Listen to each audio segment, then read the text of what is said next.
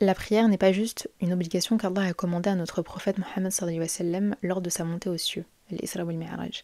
Elle n'est pas juste une simple obligation, elle donne du sens à notre foi, à notre spiritualité, elle est l'acte qui confirme notre croyance en Allah et son messager, et elle est un signe de soumission envers le Très-Haut. Aujourd'hui, je te donne quelques conseils pour faire de la prière une priorité dans ta vie, et surtout pour qu'elle devienne non pas une corvée, mais un moment agréable. Avant cela, forcément, on revient aux bases. Alors on sait que les prophètes avant Mohammed sallallahu alayhi wa sallam priaient, mais ils priaient tous d'une manière différente. Certains priaient debout, d'autres priaient assis, de nuit, de jour, chacun avait une manière différente de prier. Et est venu ce moment, justement, où Allah subhanahu wa ta'ala a commandé la meilleure manière de prier. Il nous a donné un nombre de prières ainsi que des instructions. Je te raconte. Anas ibn Malik radiallahu anhu rapporta que Abu Dhar radiallahu anhu rapportait souvent que le prophète Mohammed sallallahu alayhi wa sallam avait dit: on fendit un jour le plafond de ma maison quand j'étais à la Mecque. L'archange Jibril alayhi salam descendit. Il ouvrit ma poitrine et la lava avec l'eau de Zamzam, puis il apporta un vase en or plein de sagesse et de foi et versa le contenu dans ma poitrine, après quoi il la referma. Ensuite, il prit ma main et s'envola avec moi vers le ciel. Alors je coupe ce hadith parce qu'il est très long, mais on arrive au moment le plus important. Ibn Abbas et Abu Habal Ansari ajoutèrent que le prophète Mohammed sallallahu alayhi wa sallam avait dit: enfin Jibril me fit monter jusqu'à un niveau où je pouvais entendre le grincement des plumes. Anas dit en reprenant le fil du récit du prophète sallallahu alayhi wa sallam: là, Allah prescrivit pour ma communauté 50 salets par jour. En revenant, je passai près de Moussa alayhi salam qui me demanda: qu'est-ce qu'Allah a prescrit pour ta communauté? Je répondis: 50 salets.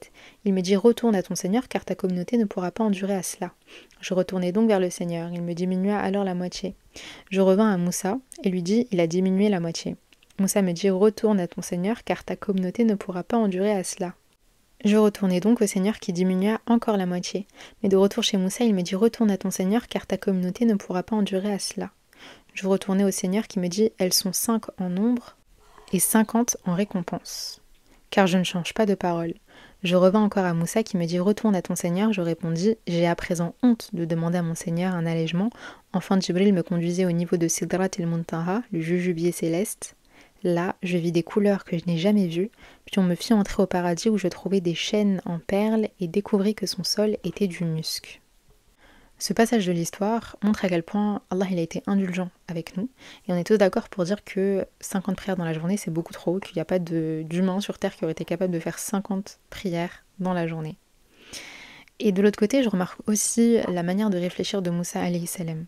Il a une certaine facilité en fait à se mettre à notre place, et ça me rappelle aussi à quel point Moussa alayhi salam il a été énormément éprouvé dans sa mission avec le peuple d'Israël, parce que c'est un peuple qui lui a donné vraiment du fil à retordre.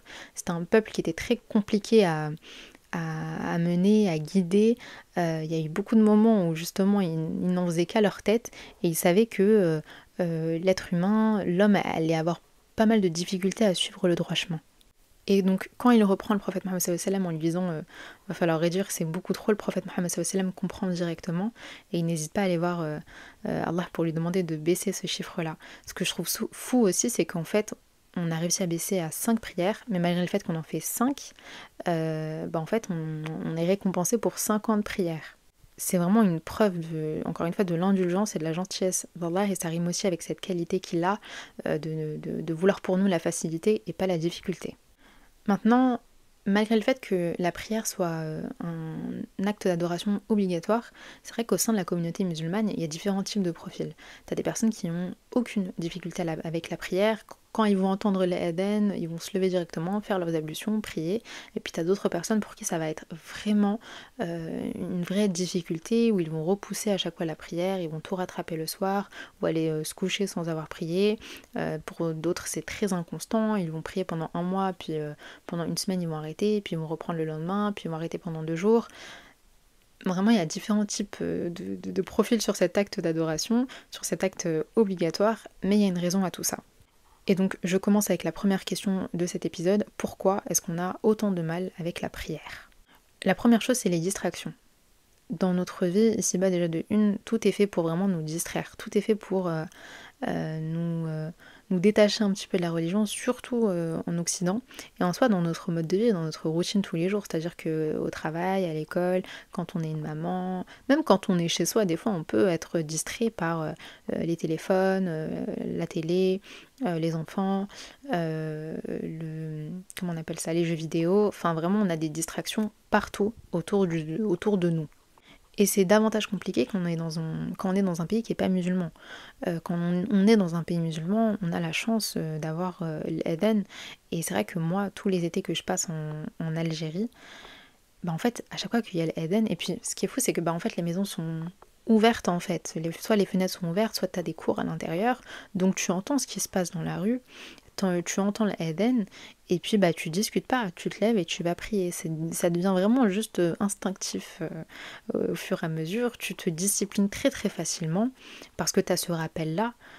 Tu entends l'Aden, tu sais que au moment où lui il est en train d'Aden, les gens dans la rue sont en train d'aller à la mosquée, enfin les hommes surtout, et que voilà, c'est juste une habitude en fait. Alors que quand on est vraiment dans notre routine et dans un pays qui n'est pas musulman, bah, cette habitude-là, elle est vraiment différente. C'est différent parce qu'on est là, on check notre téléphone, notre notification comme ça sur notre téléphone. Il n'y a pas aussi ce mouvement de groupe. C'est vrai que quand on est dans des grandes familles musulmanes, il y a aussi ce truc-là où tout de suite ça Eden, bah du coup c'est des fois, alhamdoulilah, c'est très très beau. Hein. T'as des maisons où justement ça fait la queue pour faire les ablutions, ça prie ensemble. Ah, t'as fini, bah attends, laisse le tapis de prière, je prie après toi. C'est des vies qui sont différentes, qui sont rythmées différemment. Et quand on est bah, dans des pays qui sont pas musulmans, les distractions sont encore plus importantes. Le deuxième point, c'est celui des baisses de foi. Quand on a une baisse de foi, l'indicateur de la baisse de foi, c'est ta prière. Parce que la prière, elle est fixée à des heures bien précises et que du coup, tu en as 5 dans la journée. Et quand tu commences un peu à les négliger ou à vouloir les faire plus tard, etc., à chaque fois, tu sais qu'en ce moment, il y a un truc qui va pas. Tu sais qu'il y a peut-être une baisse de foi qui se cache. Vraiment, la première chose qui est impactée quand tu as une baisse de foi, c'est ta prière. C'est le meilleur truc qui va te montrer que si ça va en ce moment ou si ça va pas. Donc, les baisses de foi, forcément, ça a un impact dessus. Ensuite, on a la mauvaise gestion du temps, la mauvaise organisation, la procrastination. Déjà, ça n'impacte pas que notre routine et nos projets perso et notre travail, etc. Ça impacte aussi notre prière. Mais après, de l'autre côté, quand on... en gros, c'est pas grave si vas-y ta vie elle est mal organisée, etc. Mais si tu essayes déjà de faire tes prières à l'heure, ça va tout de suite avoir un impact positif sur le reste de ta routine, sur le reste de ta journée. Ça va te permettre de mieux t'organiser. Et ça, c'est vraiment réel. Les journées où tu pries à l'heure, généralement, t'es mieux organisé, t'es beaucoup plus productif que les journées où t'as pas prié à l'heure. Parce qu'en fait, t'as cette fausse impression, cette illusion en fait que t'es dans ce moment-là où tu te dis ah ça Eden, vas-y c'est pas grave, je termine ce que je suis en train de faire. Mais du coup, tu es en train de procrastiner sur ta prière. Et le fait de faire 5 minutes de prière et revenir à ton travail, ça va pas te faire perdre un temps de fou sur ce que tu étais en train de faire. Et en plus, ce qui est fou avec la prière, quand on essaie de la faire à l'heure, ça apporte beaucoup de baraka dans notre temps. Et c'est pour ça que bah, même si tu as une difficulté à bien t'organiser, au moins essaie de prier à l'heure. Tu vas voir au fur et à mesure, ça va, comme j'ai dit, impacter de manière positive le reste de ton organisation, ta mauvaise gestion du temps, etc. Ensuite, on a la flemme et la paresse. C'est vrai que ça, c'est deux qualités qui sont un peu nocives pour la prière parce que bah, c'est des paroles en fait dans sa tête où tu te dis ouais j'ai le temps, je ferai ça plus tard, c'est pas grave, mais j'ai la flemme. Et t'es là, tu scrolles sur les réseaux et tu te dis bon... En fait l'idée, le pire c'est que l'idée elle est là, elle est dans ta tête mais t'as la flemme. Tu te dis vas-y je vais faire plus tard. Après il faut faire attention aussi avec la flemme et la paresse parce qu'il y a notre flemme et notre paresse de base, mais c'est aussi quelque chose qui est très très présent chez les personnes qui sont très anxieuses ou les personnes qui sont en dépression. Vraiment quand t'es dans une dépression, c'est même plus de la flemme ni de la paresse, c'est vraiment... C'est dur à faire, c'est compliqué à faire, t'as pas envie de le faire. Même si c'est urgent, même s'il faut le faire, t'as pas cette envie en fait. Donc vraiment pour moi il y a deux niveaux différents, mais dans tous les cas la flemme et la paresse impactent cet acte d'adoration obligatoire. L'avant-dernier point, et vraiment ça pour moi c'est un point qui est hyper important et très intéressant, c'est le fait de voir la prière comme une corvée. En fait, quand tu vois la prière comme une corvée, tu vois que tu ressens plutôt que cet acte, il est hyper lourd à faire. que limite, voilà, c'est trop dur, c'est lourd, enfin vraiment tu n'y arrives pas. Et la cause principale de ce sentiment-là, c'est les péchés. En fait, quand tu es embrigadé dans les péchés, que tu en commets beaucoup, que tu n'as pas ce truc-là où vraiment tu essaies de te repentir, tu essaies de te reprendre, que tu te laisses engloutir voilà, par les péchés, ça va un peu inverser la tendance. C'est-à-dire que les bonnes actions vont être très difficiles à faire.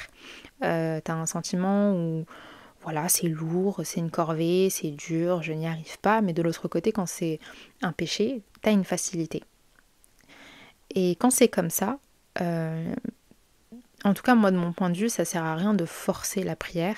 Mais la première chose à faire, c'est d'essayer d'arrêter de commettre ce péché qui te prend autant de temps, qui vraiment te bouffe un peu de l'intérieur et tout, qui est vraiment très mauvais pour toi. C'est d'abord d'essayer de l'arrêter. D'ailleurs j'ai fait un épisode de podcast sur comment arrêter un péché, c'est le dernier que j'ai sorti là, et je sais plus ce que je voulais dire. Donc je disais oui, c'est vraiment d'arrêter ce péché là, parce que du coup c'est ce qui te prend le plus d'énergie. Au fur et à mesure, bien évidemment, c'est très rare d'arrêter un péché du jour au lendemain, mais t'enlèves toute cette énergie négative là, et au fur et à mesure, tu vas voir qu'avec le temps, cet acte d'adoration qui est obligatoire n'est plus vraiment une corvée, parce que tu auras davantage d'espace pour pouvoir le faire. Ou d'énergie, ou d'envie, enfin bref, je pense que vous avez compris. Et on a le dernier point qui est vraiment la peur d'assumer la responsabilité qu'est la prière. Alors ça, c'est vraiment une illusion.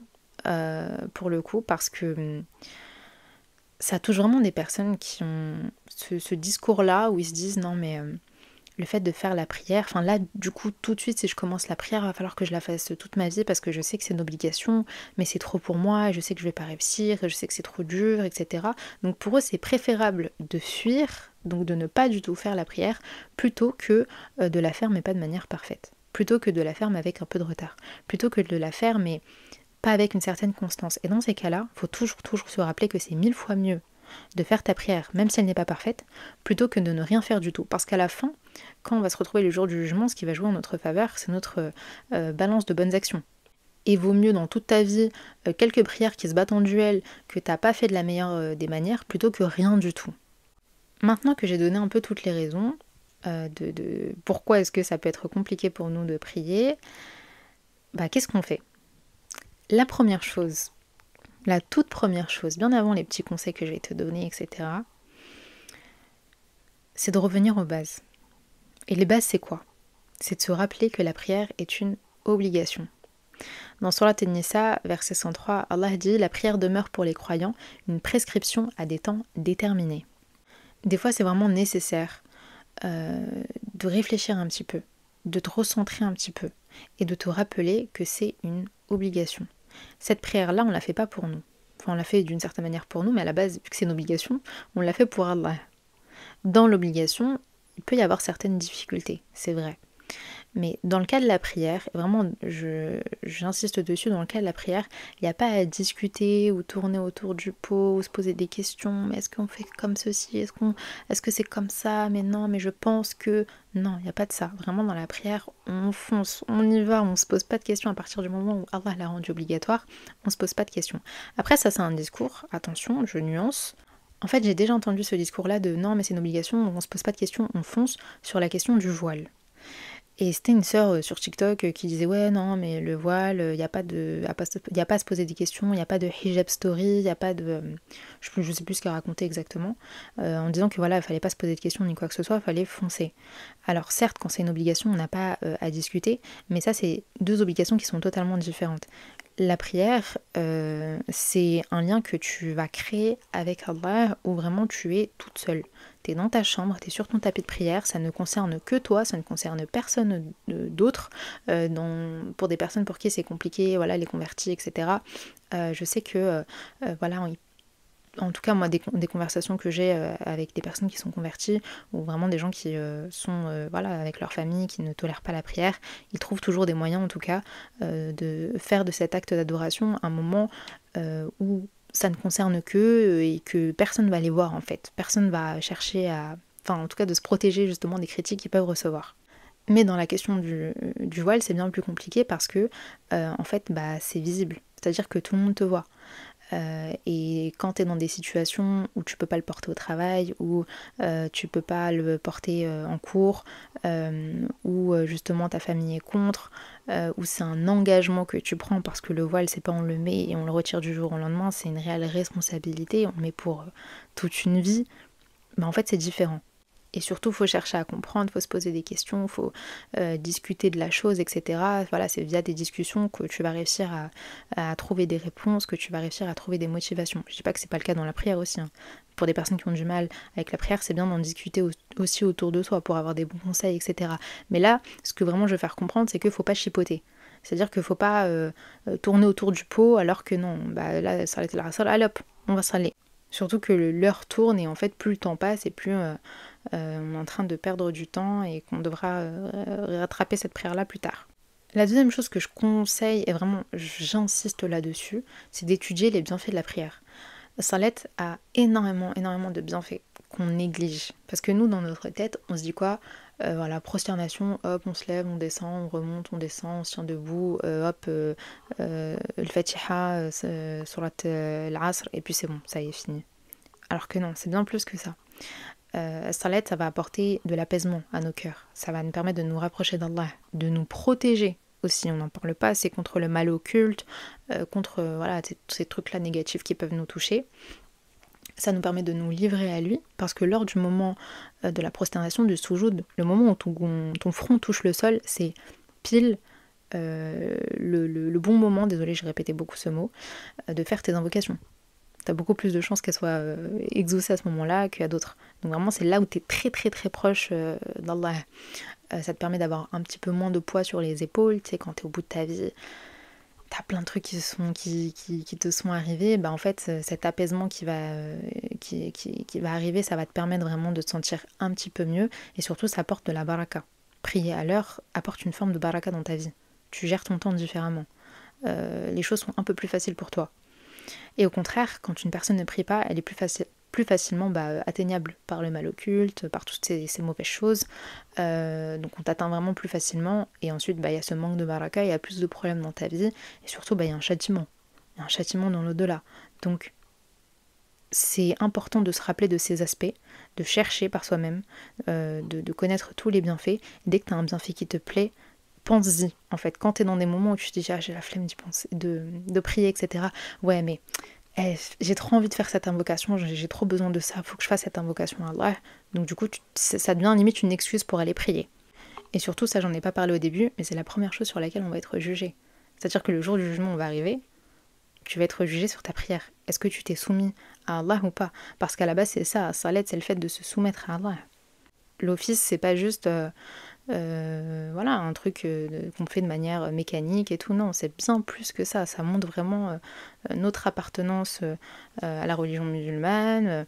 Ça montre à quel point voilà, on adore Allah. Ça montre à quel point on l'aime parce qu'on décide d'utiliser de notre temps, le temps qu'il nous a accordé pour pouvoir prier et penser à lui pendant quelques minutes. Le troisième point, c'est de connaître les heures de prière. Active les notifications, télécharge Mawaqit si c'est toujours pas le cas. À l'époque, ce qu'on faisait, c'était de prenant en photo le calendrier des prières et on le mettait en fond d'écran. Je sais pas pourquoi j'y ai pensé, mais voilà. En tout cas, avoir les notifications des prières, ça aide énormément. Ça te permet aussi de mieux gérer ton temps. En fait, au fur et à mesure où tu vas avoir des notifications, et attention, il faut les calculer les notifications. C'est pas en mode ah vas-y je calcule pas, je laisse ça plus tard. Le fait de recevoir les notifications au fur et à mesure, ça va te permettre de savoir à peu près à quel moment est telle prière et donc du coup de mieux gérer. Comme j'ai dit tout à l'heure, ou peut-être que j'en ai pas parlé, je sais plus. Imaginons, tu es sur le point de sortir et en fait tu te rappelles juste que l'Asr est dans 5 minutes. Donc du coup, tu vas laisser passer les 5 minutes et tu vas aller prier. Donc s'habituer vraiment à avoir les notifications des prières sur son téléphone, et si tu les as et que tu les calcules pas, commence à les calculer, commence à regarder les heures, etc. Ça aide vraiment. Ensuite, le conseil qui vient juste après, mais en fait j'en ai parlé, c'est vraiment de s'organiser selon les heures de prière. On sort pas pendant l'Aden, on prie avant de sortir. Encore une fois, ça te permet de mieux t'organiser, ça te permet de pas avoir ce sentiment-là où tu rentres chez toi, tu te dis purée, j'ai plein de salat à rattraper, de ceci et de cela, parce que ça joue énormément aussi. En fait, quand tu rentres chez toi et que tu as plein de prières à rattraper, il y a ce sentiment de flemme qui s'installe. Alors que quand c'est une journée où tu pries chaque prière à l'heure en son temps, c'est surtout ça, c'est pas de prière à l'heure, c'est vraiment chaque prière en son temps. T'as un sentiment qui est différent. Vraiment, t'as un sentiment de satisfaction. Ensuite, ce qui peut faire que tu vas avoir la flemme de prier, c'est les ablutions. En vrai, ça je comprends un peu, surtout quand on est en hiver, on a la flemme d'être en contact avec de l'eau froide, surtout quand c'est le moment de prier le gel, etc. Genre, des fois ça peut être un peu désagréable, mais encore une fois, plus tu vas le faire, mieux ça va aller. Quand ça devient une habitude, généralement ça va mieux. Et surtout, ce qui peut te motiver au niveau des ablutions, c'est de méditer sur ce hadith dans lequel le prophète Mohammed sallallahu alayhi wa sallam a dit: lorsqu'un serviteur musulman ou croyant accomplit ses ablutions, ses péchés quittent son corps, au point qu'ils sortent même de sous ses ongles. C'est-à-dire que des fois, c'est un exemple que j'ai beaucoup sorti, mais par exemple entre Dhuhr et l'Asr, imaginons que tu as commis un péché.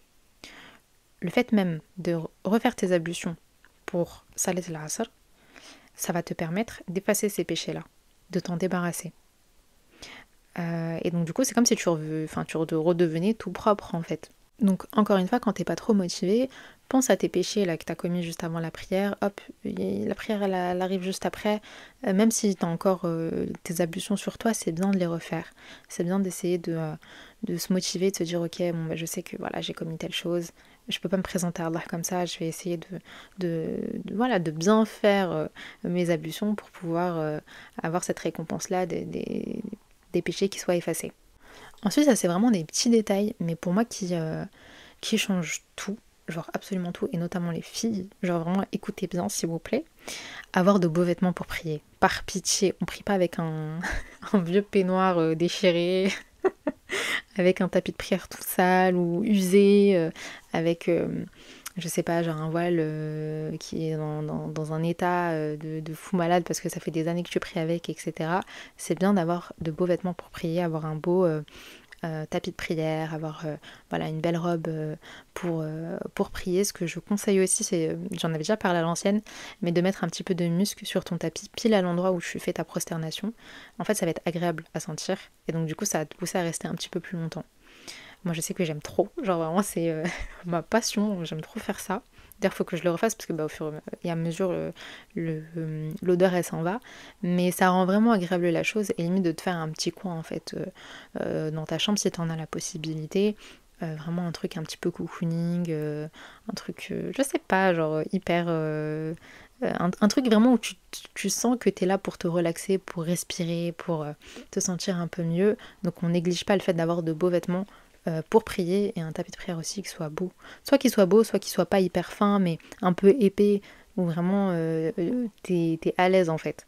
Ensuite, tu peux également faire de la prière une excuse pour ouvrir ton cœur à Allah ou lui faire tes demandes. C'est vrai que des fois, on peut avoir cette sensation-là où tu te dis non mais j'ai trop de trucs à demander à Allah, j'ai vraiment trop d'invocations, je sais pas par où commencer, par quoi faire. C'est très facile, et c'est même plus facile des fois, d'ouvrir son cœur à Allah une fois que tu es en train de faire ta prière, soit pendant le moment de la prosternation, soit à la fin. Vraiment à la toute fin, tu prends 2 secondes et tu te mets à parler à Allah, vraiment ouvrir ton cœur, lui faire toutes tes demandes, toutes tes invocations, tout ce que tu veux, tout ce qui va pas. Utiliser vraiment ce motif-là, cette excuse-là pour pouvoir t'ouvrir à lui.